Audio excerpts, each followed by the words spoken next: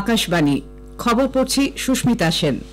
বিশেষ বিশেষ খবর হলো উত্তরপ্রদেশ, কর্ণাটক ও হিমাচল প্রদেশের 15টি রাজ্যসভা আসনে নির্বাচনে 10টিতে জিতেছে বিজেপি, কংগ্রেস পেয়েছে 3টি আসন।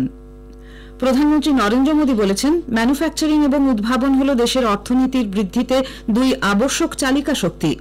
কেরালা সফরে 3টি মহাকাশ পরিকাঠামো প্রকল্পের আজ উদ্বোধন করেন তিনি। গগনযান মিশনে 4 জন মহাকাশচারীর নাম প্রধানমন্ত্রী আজ ঘোষণা করেন। সন্দেশখালীতে যা হয়েছে তা মানবতা বিরোধী বলে মন্তব্য করেছেন কেন্দ্রীয় মন্ত্রী কিরেন রিজিজু। কলকাতা হাইকোর্টের কড়া নির্দেশের পর জেল থেকে মুক্তি পেয়েছেন সন্দেশখালীর প্রাক্তন সিপিআইএম বিধায়ক নিরাপদ সর্দার। মহিলাদের প্রিমিয়ার লিগ ক্রিকেটে গুজরাট জায়ান্টস জয়ের জন্য রয়্যাল চ্যালেঞ্জার্স ব্যাঙ্গালোরের সামনে 108 রানের লক্ষ্যমাত্রা রেখেছে। আসছি বিস্তারিত খবরে। উত্তরপ্রদেশ, কর্ণাটক ও হিমাচল প্রদেশে 15টি রাজ্যসভা আসনে আজ নির্বাচন হয়। ক্রস ভোটিং এর ব্যাপক অভিযোগের মধ্যেই উত্তরপ্রদেশের 10টি আসনের মধ্যে 8টিতে জিতেছে বিজেপি। সমাজবাদী পার্টি পেয়েছে 2টি আসন। কর্ণাটকের 4টির মধ্যে 3টি আসনে জিতেছেন কংগ্রেস প্রার্থী অজয় মাকেন, নাসির হুসেন এবং জি.সি. চন্দ্রশেখর। চতুর্থ আসনে বিজেপি প্রার্থী নারায়ণ সা ভান্ডাগে জয়ী হয়েছেন। পঞ্চম প্রার্থী জেডিএস এর ডি কুপেন্দ্র রেড্ডি হেরে যান 36 ভোটে। হিমাচল প্রদেশের একটিমাত্র রাজ্যসভা আসনে কংগ্রেস প্রার্থী অভিষেক মনু সিংভি এবং বিজেপি প্রার্থী হর্ষ মহাজন সমান ভোট পাওয়ায় লটারির মাধ্যমে জেতেন বিজেপি প্রার্থী। দুজনেই পেয়েছিলেন 34টি করে ভোট। কংগ্রেস বিধায়কদের ক্রস ভোটিং এর কথা স্বীকার করে নিয়েছেন মুখ্যমন্ত্রী সুখবিন্দর সিং সুখুও। 68 জন বিধায়কের সকলেই ভোটদানে অংশ নিয়েছিলেন। কংগ্রেসের 6 জন এবং 3 জন নির্দল বিধায়ক বিজেপি প্রার্থী হর্ষ মহাজনের পক্ষে ভোট দিয়েছেন। 56টি রাজ্যসভা আসনের মধ্যে 41টি আসনে প্রার্থীরা বিনা প্রতিদ্বন্দ্বিতায় নির্বাচিত হয়েছেন। এদের মধ্যে রয়েছেন কংগ্রেস নেত্রী সোনিয়া গান্ধী, বিজেপি সভাপতি জেপি নাড্ডা, কেন্দ্রীয় মন্ত্রী অশ্বিনী বৈষ্ণব এবং এল মুরুগান ও সদ্য কংগ্রেস ছেড়ে বিজেপিতে আসা অশোক চৌহান। আসন্ন লোকসভা নির্বাচনে দিল্লির 4 আসনে আম আদমি পার্টির প্রার্থীর নাম ঘোষণা করেছে। নতুন দিল্লি আসনে প্রার্থী হচ্ছেন বিধায়ক সোমনাথ ভারতী। পশ্চিম দিল্লিতে মহাবল মিশ্র, পূর্ব দিল্লিতে বিধায়ক কুলদীপ কুমার এবং দক্ষিণ দিল্লি আসনে বিধায়ক সাহিরাম পেহলওয়ান প্রার্থী হচ্ছেন। আপের রাজনৈতিক বিষয়ক কমিটির বৈঠকের পর দলের রাজ্যসভার সাংসদ সন্দীপ পাঠক ও দিল্লির মন্ত্রী গোপাল রাই এই 4 প্রার্থীর নাম ঘোষণা করেন। হরিয়ানার কুরুক্ষেত্র লোকসভা আসনে রাজ্যসভার প্রাক্তন সাংসদ সুশীল কুমার গুপ্তার নামও আজ ঘোষণা করেছে আম আদমি পার্টি। দেশের জন্য আমার প্রথম ভোট কর্মসূচি আগামীকাল দেশজুড়ে উচ্চশিক্ষা প্রতিষ্ঠানগুলিতে শুরু করতে চলেছে সরকার। এর মূল লক্ষ্য ভোটদানে তরুণদের অংশগ্রহণ বাড়ানো এবং দেশের বৃহত্তর স্বার্থে ভোটদানের গুরুত্ব তরুণ ভোটারদের সামনে তুলে ধরা। কেন্দ্রীয় শিক্ষামন্ত্রী ধর্মেন্দ্র প্রধান যুব ও প্রথমবারের ভোটারদের বিপুল সংখ্যায় ভোট দিতে এগিয়ে আসার জন্য প্রধানমন্ত্রীর আহ্বানের উল্লেখ করে বলেছেন, সমস্ত উচ্চশিক্ষা প্রতিষ্ঠানকে ভোটার সচেতনতা কর্মসূচি পালনের নির্দেশ দেওয়া হয়েছে। নির্বাচনী প্রক্রিয়ায় যুব শক্তিকে উৎসাহিত করাই এর উদ্দেশ্য। উল্লেখ্য, 2019-এর লোকসভা নির্বাচনে প্রায় 30 কোটি ভোটার ভোটদান প্রক্রিয়ায় অংশ নেননি। নির্বাচন কমিশনের কাছে এক গভীর উদ্বেগের বিষয়। তামিলনাড়ুর মাদুরাইয়ে প্রধানমন্ত্রী আজ টিভিএস ওপেন মোবিলিটি প্ল্যাটফর্মের সূচনা করেছেন। কর্মসংস্থান ও জীবিকা সংক্রান্ত উৎকর্ষ কেন্দ্রেরও তিনি উদ্বোধন করেন। 5000 মাঝারি, ছোট ও ক্ষুদ্র শিল্প সংস্থাকে নিয়ে অটোমোটিভ মোবিলিটি সম্মেলনে বিশেষ ভাষণ দেন প্রধানমন্ত্রী। তিনি বলেন, ম্যানুফ্যাকচারিং এবং উদ্ভাবন হল দেশের অর্থনীতির বৃদ্ধিতে 2 আবশ্যক চালিকা শক্তি।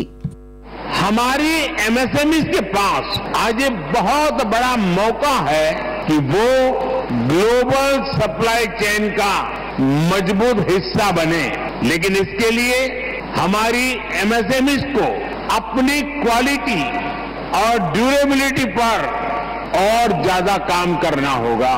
Digital mobility for automotive MSME entrepreneur से देश के लघु उद्योगों को नई दिशा मिलेगी, भविष्य के लिए तैयार होने में मदद मिलेगी। তিরুপুরে বিজেপির রাজ্য নেতৃত্বের পদযাত্রার সমাপ্তি উপলক্ষে এক জনসভায় মোদী বলেন, বিজেপির নেতৃত্বে এনডিএ জোট দেশবাসীর সেবায় বদ্ধপরিকর। অন্যদিকে বিরোধী ইন্ডি জোট জনপ্রিয়তা হারাচ্ছে বলেও মন্তব্য করেন তিনি। প্রধানমন্ত্রী আজ কেরালায় মহাকাশ পরিকাঠামোর 3টি প্রকল্পের উদ্বোধন করেন। গগনযান মিশনের 4 মহাকাশচারীর নামও ঘোষণা করেছেন তিনি।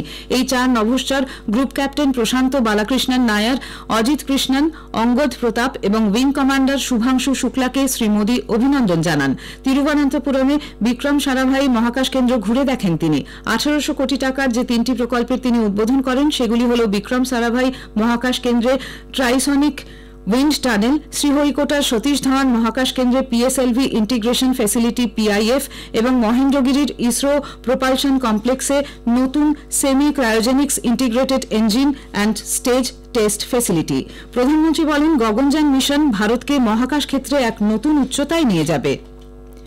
প্রধানমন্ত্রী সূর্যোদয় যোজনায় সৌর থেকে বৈদ্যুতিক যান প্রকল্পের অংশীদারদের বৈঠক আজ মুম্বাইয়ে অনুষ্ঠিত হয়। পৌরোহিত্য করেন কেন্দ্রীয় সামাজিক ন্যায় ও ক্ষমতায়ন প্রতিমন্ত্রী রামদাস আতাওয়ালে। কেন্দ্র ও রাজ্য সরকারের উচ্চপদস্থ আধিকারিক ও শিল্পকর্তারা বৈঠকে উপস্থিত ছিলেন। সৌরশক্তিকে বৈদ্যুতিক যানের সঙ্গে যুক্ত করার ভবিষ্যৎ পরিকল্পনা, বৈদ্যুতিক 2 ও 3 চাকার গাড়ি এবং যাত্রীবাহী বৈদ্যুতিক যানের উৎপাদন বৃদ্ধির বিষয়েও আলোচনা হয়। খবর শুনছেন আকাশবাণী থেকে। সন্দেশখালীতে যা হয়েছে তা মানবতা বিরোধী। এটা কোনো রাজনৈতিক ইস্যু নয়, গোটা দেশের ইস্যু বলে কেন্দ্রীয় মন্ত্রী কিরেন রিজিজু মন্তব্য করেছেন। দক্ষিণ 24 পরগনার ডায়মন্ড হারবারের সরিষার আশ্রম মোড়ে আজ বিজেপির চায় পে চর্চায় যোগ দিয়ে এ রাজ্যের তৃণমূল কংগ্রেস সরকারের তীব্র সমালোচনা করেন তিনি। संदेशखाली में जो मानवता के खिलाफ जो अत्याचार हुआ है, ये सिर्फ पश्चिम बंगाल का इश्यू नहीं है, ये पूरा देश का इश्यू है और पूरा देश खड़ा है। ये राजनीतिक इश्यू भी नहीं है। इसलिए वहाँ जाने के लिए अगर पाबंदी लगाया तो इसका मतलब तृणमूल सरकार पश्चिम बंगाल में तो इन्हें भी गलत काम कर रहे हैं और आगे और बड़ा गलत काम करने जा रहा है, जिससे ये फंसते जा रहे हैं। पश्चिम बंगाल जैसा कानून व्यवस्था लॉ एंड ऑर्डर पूरा खत्म हो चुका है। কলকাতা হাইকোর্টের কড়া নির্দেশের পর জেল থেকে মুক্তি পেলেন সন্দেশখালীর প্রাক্তন সিপিএম বিধায়ক নিরাপদ সর্দার। তার নিঃশর্ত জামিন মঞ্জুর করার পর আদালত আজকের মধ্যেই তাকে মুক্তি দিতে বলে। সন্ধ্যায় বসিরহাট সংশোধনাগার থেকে বেরিয়ে নিরাপদবাবু বলেন, সন্দেশখালীর ঘটনায় কলকাতার বাড়ি থেকে বেআইনিভাবে তাকে আটক করা হয়। জেলের অভিজ্ঞতা একটা হয়েছে, ভালো মন্দ সব মিলিয়ে অভিজ্ঞতা হয়েছে। এই জেলে এসে একটা নতুন জিনিস দেখলাম, জেলে না ঢুকলে এটা আমরা বুঝতে পারতাম না। 80% বেশি ইয়াং জেনারেশনকে জলের মধ্যে রাখা হয়েছে। যে ইয়াং জেনারেশন আমাদের ভবিষ্যৎ, যারা গ্রাম বাংলায় আজকে তাদের অনেক কাজ করার কথা, তাদেরকে মমতা ব্যানার্জি সরকার আজকের মিথ্যে মামলায় আজকে জেলের মধ্যে রেখেছে। পুলিশের বাধায় আজও সন্দেশখালী যেতে ব্যর্থ হন বিরোধীরা। কলকাতার সায়েন্স সিটির কাছে আটকে দেওয়া হয় আইএসএফ বিধায়ক নওশাদ সিদ্দিকীকে। পুলিশের সঙ্গে তার তীব্র বাদানুবাদ হয়। সেখান থেকে গ্রেপ্তার করে লালবাজারে নিয়ে যাওয়া হয় ভাঙড়ের বিধায়ককে। 7 ঘণ্টা পর ছাড়া পান তিনি। প্রদেশ কংগ্রেসের প্রতিনিধি দলকে ন্যাজাটে এবং ফরওয়ার্ড ব্লকের নেতাদের ধামাখালীতে আটকে দেওয়া হয়। তবে বাম মনোভাবাপন্ন বিশিষ্ট জনেদের একটি দল আজ সন্দেশখালীর বিভিন্ন এলাকায় ঘুরে গ্রামবাসীদের সঙ্গে কথা বলেন। দলে ছিলেন অভিনেতা বাদশা মৈত্র, দেবদূত ঘোষ প্রমুখ। ইউনিসেফ ইন্ডিয়া আয়োজিত রেডিও ফর চাইল্ড 2024-এ পুরস্কৃত হয়েছে আকাশবাণী কলকাতার এফএম বাংলা বিভাগ।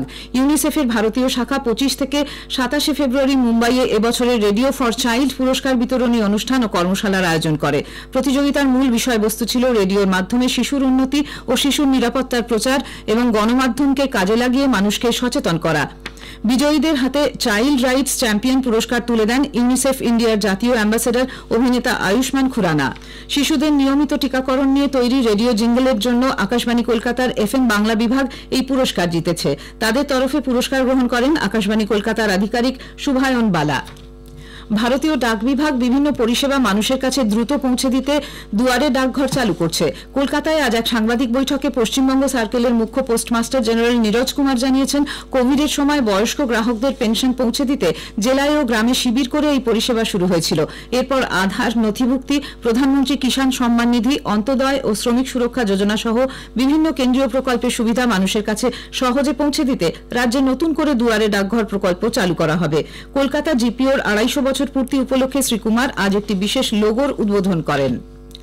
মহিলাদের প্রিমিয়ার লিগ ক্রিকেটে আজ গুজরাট জায়ান্টস রয়্যাল চ্যালেঞ্জার্স ব্যাঙ্গালোরের সামনে জয়ের জন্য 108 রানের লক্ষ্যমাত্রা রেখেছে। শেষ খবর পাওয়া পর্যন্ত রয়্যাল চ্যালেঞ্জার্স 9 ওভারে 2 উইকেটে 77 রান করেছে। দিল্লি ওপেন টেনিসে ভারতের সিদ্ধার্থ বিশ্বকর্মা পুরুষদের সিঙ্গলসে ইতালীয় স্যামুয়েল ভিনসেন্ট রুগেরির কাছে 4-6, 2-6 ব্যবধানে পরাজিত হয়েছেন। পুরুষদের ডাবলসের প্রি কোয়ার্টার পর্বে ভারতের জুটি পার্থ আগরওয়াল এবং সিদ্ধার্থ রাওয়াত জাপানের কাইতো ইয়েসুগি তোশিহিদে মাতসুই জুটির কাছে 2-6, 1-6 পরাস্ত হয়। শেষ করার আগে খবরের বিশেষ কিছু অংশ আরেকবার। উত্তরপ্রদেশ, কর্ণাটক ও হিমাচল প্রদেশের 15টি রাজ্যসভা আসনের নির্বাচনে 10টিতে জিতেছে বিজেপি, কংগ্রেস পেয়েছে 3টি আসন।